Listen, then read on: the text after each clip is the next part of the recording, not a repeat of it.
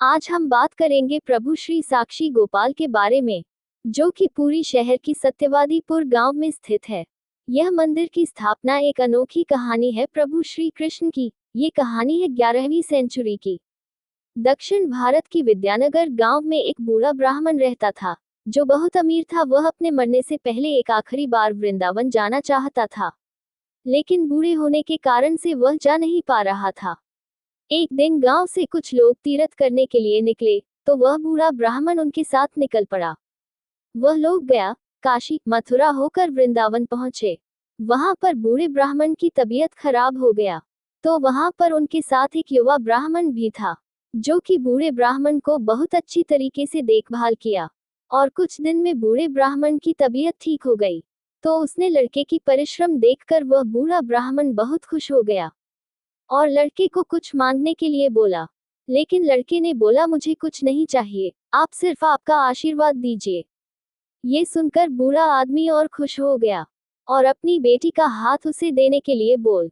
ये सुनकर वह गरीब लड़का बोला कि आप अभी बहुत खुश हैं, तो इसलिए यह बात बोल रहे हैं। लेकिन बूढ़ा आदमी बोला कि मैं श्री गोपाल जी के सामने ये शपथ लेता हूँ कि मैं मेरी बेटी की शादी तुम्हारे साथ करूंगा। ये सुनकर वह लड़का खुश हो गया और दोनों अपने गांव वापस आ गए। गांव जाकर बूढ़ा आपकी सब बात अपने घर वालों को बोला। ये सुनकर उसके घर वाले बहुत गुस्से में आ गए। आप कैसे एक गरीब आदमी के साथ हमारी बेटी को शादी के लिए बोल कर आए हैं? कभी नहीं हो सकता, आप अभी चुप रहिए, किसी को कुछ बताने की जरूरत नहीं है।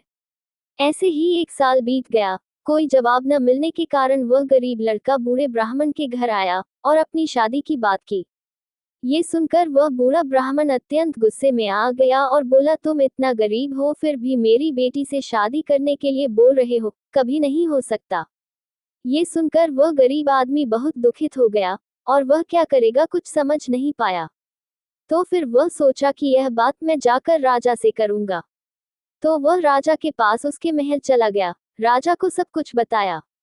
राजा ने तुरंत ही वह बूढ़े ब्राह्मण को अपने महल में बुलाया और उससे वह बात पूछा। लेकिन बूढ़े आदमी ने बोला कि यह बात झूठ है। महाराज ये झूठ बोलकर मेरी बेटी से शादी करना चाहता है। ये सुनकर राजा ने वह लड़के को बोला, जब ये बातचीत तुम्हारी हो रही थी, तो तुम्हारे पास और कोई था जो तुम्हारे लिए गवाही दे सकता है? वह लड़का कुछ देर के लिए चुप रहा और बोला, हाँ महाराज, वहां पर गोपाल जी हमारे साथ थे, उनके सामने ही यह बातचीत हुई थी। राजा ने बोला, ठीक है, तुम गोपाल जी को यहाँ पर ले आओ। अगर वह साक्षी देने के लिए तैयार हैं, तो मैं तुम्हारी शादी ब्राह्मण की बेटी से करवा दूंगा। ये सुनकर वह लड़का वृंदावन के लिए निकल गया और कुछ दिन बाद वहां वृंदावन में पहुंच गया और वहां पर गोपाल जी के सामने अपनी विनती करने लगा। 7 दिन तक कुछ ना खाए ना पिए वह वैसे ही पड़ रहा। फिर गोपाल जी उसके साथ जाने के लिए तैयार हो गए, लेकिन गोपाल जी का एक शर्त था, वह पीछे मुड़कर नहीं देखेगा। अगर वह पीछे मुड़ा तो वहां पर ही गोपाल जी रुक जाएंगे। तो इसमें वह लड़का बोला, मैं कैसे जान पाऊंगा कि आप मेरे पीछे आ रहे हैं? तो गोपाल जी ने बोला कि मेरी नूपुर की आवाज तुम्हें सुनाई देती रहेगी। ये सुनकर वह लड़का राजी हो गया और विद्यानगर के लिए निकल पड़े। बहुत दूर आने के बाद एक नदी पड़ी, जो कि रत्नचिरा नदी के नाम से जानी जाती है। नदी की दूसरी ओर राजा की महल है। नदी पार करने के बाद दोनों आगे बढ़ते रहे। कुछ देर बाद लड़के को प्रभु की घुंघरू की आवाज सुनाई नहीं दी, क्योंकि प्रभु की पर बालू में घुस गए थे, इसीलिए आवाज नहीं आ रही थी। कुछ देर तक वह लड़का ऐसे ही चला रहा, फिर संकोच में जाकर पीछे मुड़ गया, तो देखा कि प्रभु की मूर्ति की प्रतिमा वहां पर खड़ी है। ये देखकर वह प्रभु से बहुत ही विनती करने लगा, लेकिन प्रभु की कृपा कोई नहीं पाया। तो वह फिर राजा की महल की ओर दौड़ा। राजा को सब कुछ बोला, तो राजा ने आकर देखा तो वहां पर स्वयं प्रभु की मूर्ति है। ये लड़के की कोई चाल होगी बोलकर राजा वहां से चले गए।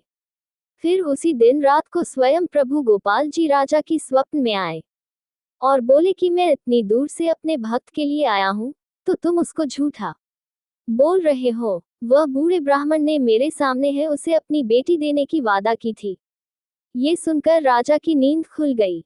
तुरंत दौड़कर वह मूर्ति के पास गए, प्रभु से माफी मांगी और अगले ही दिन वह लड़के के साथ वह ब्राह्मण की बेटी की शादी करवाई। और वहां पर एक मंदिर बनवाया गया जो कि साक्षी गोपाल के नाम पर मशहूर है। तो ये नाम सखी गोपाल क्यों पड़ा, तो अब आप लोग जान गए होंगे। कैसे प्रभु श्री कृष्ण ने अपने भक्त के लिए साक्षी देने के लिए इतनी दूर चल कर आए। ये तो सिर्फ कहानी की एक भाग है। प्रभु सखी गोपाल कैसे कांची से उड़ीसा आए, यह मैं दूसरी भाग में बताऊंगा। नमस्कार।